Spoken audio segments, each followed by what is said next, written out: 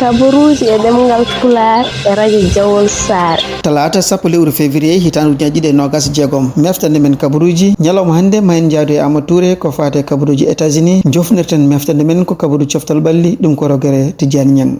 Bisimilla ma Amadou Touré ko fate meftande joganɗa en e kabaruji États-Unis. Bandiraɓe sehlaɓe heɗotoɓe radio Jawol Sare jaam hiramon to Washington giɗɗoɗen toon to congrès ɓen goni ha hande e sipiro e dukoji fate en ƴewde beele ɓe daña budget taw budget o kadi ne wawi wadde hen ko fate homeland sécurité siftinde on tan ko kamɓe démocrate en eɓen continue hande jaccinade banggue mabɓe pour wiide wonde ko ɓe gotanta budget hay goto so tawi républicain jaɓani toɓɓe sappo eɓe mbaɗi hande ɗeɗon toɓɓe noon en jeeya hen d' abord ko kamɓe yimɓe ɓorniɓe tenue immigration foof kala masque uji gonɗi e jees mabɓe ɗi ɓe guitta ɗum en woodi hen kadi toɓɓere wiide wonde ko kala e mabɓe ɓorniɗe tenue tawde woni koye service alay saago yo wat machine ɗum noon ko vidéo ko nanggata vidéo ji e tenue muɗum ɗum noon policier ji local fof ɗum mbaɗata gueɗel tataɓel ɓuggel mawnude kadi ko wiide wonde ko kamɓe immigration otoɓe jaa e galleji eɓe jaa ɓe taw ɓe keɓani yamirore umminde toon to juge ɗum noon ko yamirore wiyetende warante siftinde on tan ko dumunaji ɓennuɗi yiitanoma kamɓe immigration eɓe mbaɗi yamirore wiyetende koye ligguey mabɓe jeeya taw ɗum ɗon ummi ko kanko gardiɗo ministére hono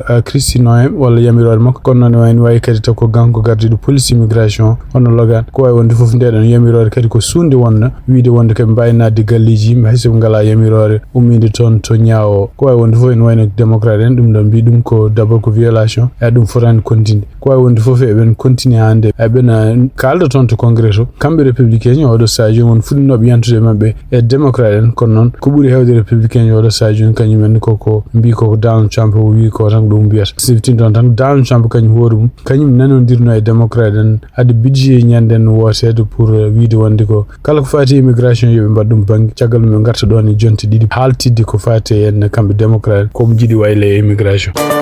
hande toon to États-Unis hono kanko Donald Trump mo continue hande haalde walla wadde peeje foof ƴewde beele kala ko wiyete woteji a garoji e hitande ujunaji ɗiɗi e nogas jeegom ɗum noon ko woteji suɓade kala ko woni serɗiyankoɓe kanko Donald Trump ene wayno ko pour wiide wonde républicain en poti hedde ɗiɗon woteji ni ɗum ɗo fof ko huldeɓe wonde so tawi ɗiɗon woteji ni mbaɗi hawnaki kamɓe républicain ji maɓe netto jogade kewendi toon to cuuɗi ɗiɗi gonɗi toon to congrès ɗum noon e wayno kon kanko Donald Trump d' abord mon wi wonde ko woteji ɗi fof e surtout hen o toɓɓi ko leyɗele démocrate en o wi woteji ɗi fof ene wayno ko nder duuɓi ɓennuɗi fof ko gujjeteɗi ko ɗum waɗi wande ko kanko hoore makko yiɗi ko gouvernement fédéral kañum hoore mum wona pewjo woteji baɗete e ɗiɗon état ji ɗum ɗon noon ko hunde nde constitution ma États-Unis yamirani constitution yamiri wonde ko kala étape kañum fewjata datuji walla nokkuji ɗo woteji muɗum mbaɗete kadi kañum woni toppitiɗi ko fate juɓɓude woteji muɗum fof ko noon kanko Donald Trump ko ɗum yiiɗi e change ɗum noon e wayno ko oɗo sa joni ko hunde nde dewron kani kono mo continue wiide wonde suɓima état ji hakke sappo taw ko démocrate en Illinois jeeya hen Californie jeeya hen New York jeeya hen ɗiɗon en wayno ko mo porte plainte goomuji gardiɗi ko woteji gonɗi toon noon siftindon tan kadi kono wayno ko tugnade hande journée ji ko wayno Newsweek e Fox News kaali kamɓe ardiɓe FBI ne wayno ɓe mbaɗi tintinore ɗum noon ko lettere fade kala yimɓe état ji États-Unis foof ɗum noon ko haalande ɗumen wonde ko botu ne jogori wadde botu ngu kadi ko kamɓe FBI garto ɗum ɗo noon wostodirde miijoji pour fewnitade woteji garoji hitande ujunaji ɗiɗi e nogas jeegom nguɗon botu noon won état ji démocrate en surtout ko wayno Colorado secrétaire muɗum state wi wonde ko oɗo sa joni yiyani ɗum ɗo e ɗum ɗon sohli par ce que ɗum ko hunde nde meeɗani waɗede pourquoi kamɓe FBI ɓe mbaɗɗe ɗo gueɗe ko anda tan FBI ne wawi en toujours no fewnito pour ko fati woseji so gari ƴewde wallodirde e dadiɓe wonɓe état ji ɗiɗon kono noon e wayno ko oɗo sa joni tinnare walla peeje ɗeɓe gonɗe peeje ɗe ganduɗa kanko Donald Trump woni ɗum ko hadde kala fitinaji ɗi mbawi wonde pour ko fati woteji ɗi no kadira ko wawi wonde fof en wayno ko oɗo sa joni kamɓe démocrate eɓen pewnti kamɓe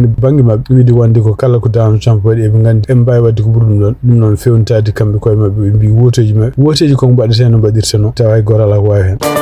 hande habaruji men to États-Unis kanko Donald Trump kadi mo continue jogade hande caɗele sibabude ko fati leñam ko siftinde on tan ko yontere ɓendu nde to yenoma e nder page makko social ko mbiya true social wonde kanko ancien président Barack Obama vidéo makko ne yaltina hen taw vidéo o ne wayno ko waɗa hen ko yesso wandu kanko Donald Trump noon ne wayno vidéo en même vidéo waɗa hen ko yesso mboroti ko wawi wonde foof ɗum ɗo ko hunde nde ganduɗa en addi caɗele no fewi surtout yen yimɓe gossodiri hen haalluji no fewi ko ɓuuri hewde haalluji en ko wiide wonde ko kanko Donald Trump leñamagal ngal jogi o holli ɗum kadi e ɗiɗo vidéo ji kanko Donald Trump noon o wi wonde ko tinani ɗiɗon vidéo ji mbaɗa kono e wayno ko kanko yaltinumi e true social mo ko wawi wonde foof en wayno ko républicain ji kadi kañumen koyemen jantino démocrate pour wiide ɗum ɗo en ko hunde diwtude keerol surtout yaade haken adde ko fate leñam ko surtout tonji ancien président dum do ko hundinde ganda kanyum en jaadani mo dum non démocrate et républicain fof jaano ko kanko Donald Trump mbelo maro mo yafno ko non dum ko hundinde o jabani wadde ha wado sajon ko yanti en kadi en wayno kadi ko hirande no fonno wadde taw hirande kadi ko hirande toujours ko aadaji mabbe kambe États-Unis président mo États-Unis kanyum hormo invité gouverneur uji état ji fof ngara tawe ton to maison blanche hirande ko biata hirande hakkunde gouverneur uji président ko non ko yiya en wonde odo sa kanko Donald Trump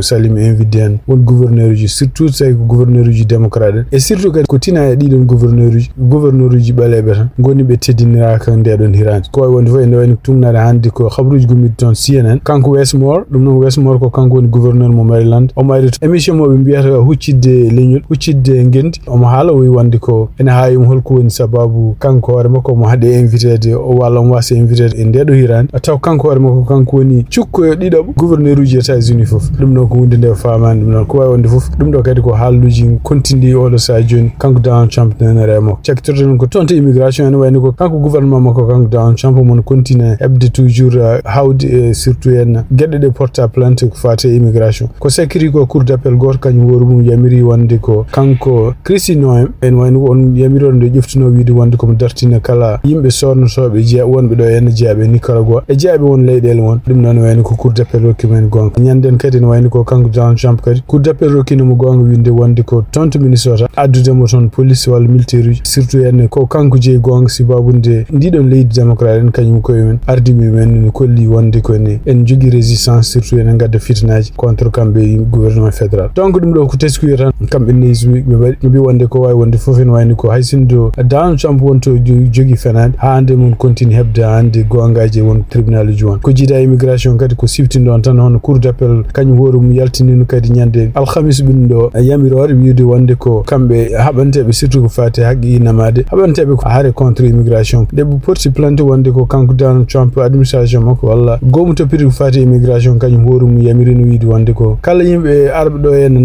nangirabe sibabu immigration walla be immigration kanyum worum nangi odo sa joni en wona hay goto men jogorani jabede pour rokke liberté provisoire dum do non ko aade gonnodo ko boy neddo so nangam hade mum nyaawede tawde kay en jogi nyaawor en way rokke liberté provisoire en wani ko cour d'appel kadi yaltini yamirore mum walla yaltini nyaawore mudum yontere ben de wiide wonde ko kanyum horume en wonde gouvernement Donald Trump département mum immigration ko fate dedon cadel a jarama Seydi Touré golle ma jodi pewi uddirten meftande men ko kaburuji coftal balli nyangel bismillah ko non tigi musiddo futanka salminama gadorden kaburuji men coftal balli ko nder leydi Mauritanie jencudi championnat mo leydi Mauritanie Super D1 16e journée potel kiide hande to stade Serha Boydia FC Nouadhibou kanyum hebi polge yesso kipu Nakshot Academy taw ko logdide logol gotol championnat mo leydi Mauritanie 2e division 5e journée potel kiide hande to stade Molik Sarr Azak Concorde kanyum hebi polge yesso kipu FC Was taw ko logitete logol gotol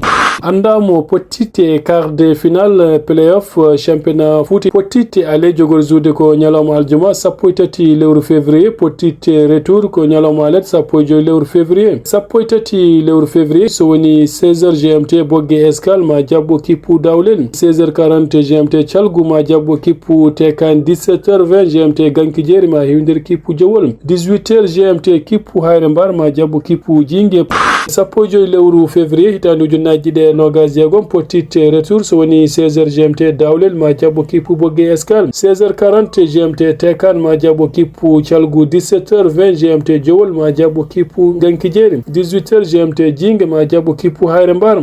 tumnade jayinde l'équipe be quality hono Abibou Bey acci ngardingu kippuren championnat mo leydi Angleterre pottitte kiide hande West Ham kanyum jabino kippu Manchester United potel ngal way gase ko deke on partout Chelsea kanyum hiwdirno kippu Leeds United potel ngal way gase ko deke do partout Newcastle kanyum yehender tere Tottenham fidum logidide logol gotol Bournemouth kanyum hebi polge yesso kippu Everton taw ko logidide logol gotol pottitte nyalomo jangu so woni 19h GMT Manchester City ma jabo kippu Fulham 19h30 GMT Crystal Palace ma hiwdir kipu Berlin 20h quart GMT Sunderland ma hiwdir kipu Liverpool. Coupe Murwa leydi Espagne mo jangu so woni 20h GMT Athletic Club Bilbao ma hiwdir kipu Real Sociedad. Coupe mo leydi Allemagne mo jangu 19h45 GMT Bayern de Munich ma jabo kipu RB Leipzig. Coupe mo leydi Italie mo jangu so woni 20h GMT Bologne ma hiwdir kipu Lazio. Kabruji men Jofsal Bali ko do kadi wonno ko musidde mon Tijan Nyang nak shot ngam radio Jawol Sare International. Nyangel a jarama hettiyankoɓe radio Jawol Sare yo en gone jam yo jam sarsa ko iwindernde oga bangi ko musidde mon Fuutanke Jaw.